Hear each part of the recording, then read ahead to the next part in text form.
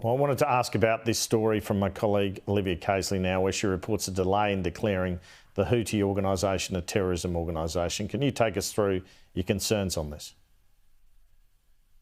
Look, this would have to be one of the world's slowest terrorist listings ever. The Houthis are a terrorist organisation. I wrote to the government in January asking them to list them. The Biden administration listed them in January. But they took nearly 6 months to make a decision to list the Houthis. And in the statement of reasons tabled by the department to the Intelligence Committee, they set out the process. And there are extraordinary and inexplicable delays throughout that process. Claire O'Neill, at one point, took 6 weeks to consider the advice whether the Houthis should be listed. By contrast, when Karen Andrews listed Hezbollah as a terrorist organisation, she did so after receiving the department's advice in 1 day. Throughout that process, between Claire O'Neill and Mark Dreyfus, there are further delays. The Prime Minister took a month before he decided to write to state and territory leaders. There are further delays before they announced this decision. I mean, it is a bizarre process that does not give Australians any confidence that this government is on top of the counter-terrorism challenges that we face. And it is either due to more ongoing fighting between Mark Dreyfus and Claire O'Neill, or due to the domestic politics that the government was afraid that listing the Houthis would have some kind of political backlash.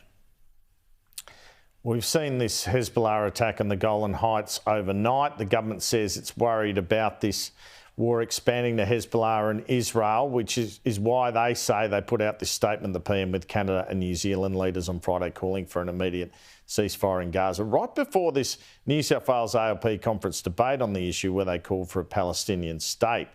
What's your reaction to the attack last night, the statement and the resolution at ALP New South Wales conference?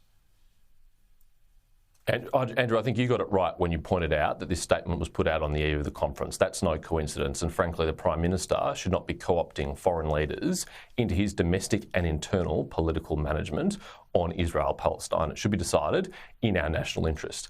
I'm very concerned by the attack reported overnight, allegedly by Hezbollah, into Israel, which apparently struck a soccer field and killed 10 people, including children.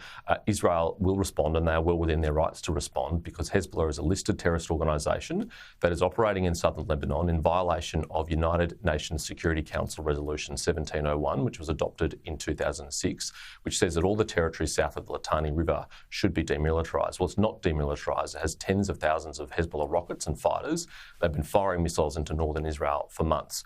I thought it was absolutely extraordinary when you asked him before that the Deputy Prime Minister, instead of choosing to target his criticism at the listed terrorist organisation Hezbollah or their proxy sponsor Iran, instead gave Israel yet another public moral lecture about how it's their job not to escalate just after Israeli children have been killed in Hezbollah rocket fire. Frankly, this government's priorities are all wrong when it comes to these issues. It is a totally unbalanced approach, and they should stop their focus on domestic politics and instead stand up for our national interest.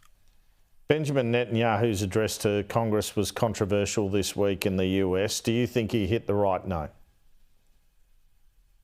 I think he had a very strong speech, and I think he very clearly outlined the rationale for why Israel continues to seek the removal of Hamas from Gaza, because there will not be peace for the people of Gaza or the broader Palestinian population or the people of Israel while Hamas remains in charge. And we should never forget that there are still Israeli hostages held in Gaza to this day. And that's why I thought it was disappointing for the Prime Minister to be giving a public lecture to them on Friday night, releasing a statement on Shabbat, by no coincidence, I'm sure, to tell them that they should have a ceasefire, while also saying that Hamas should be removed from power. How does the Prime Minister think Hamas is going to be removed from power if not by the Israeli Defence Forces?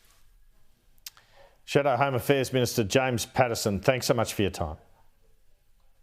Thank you.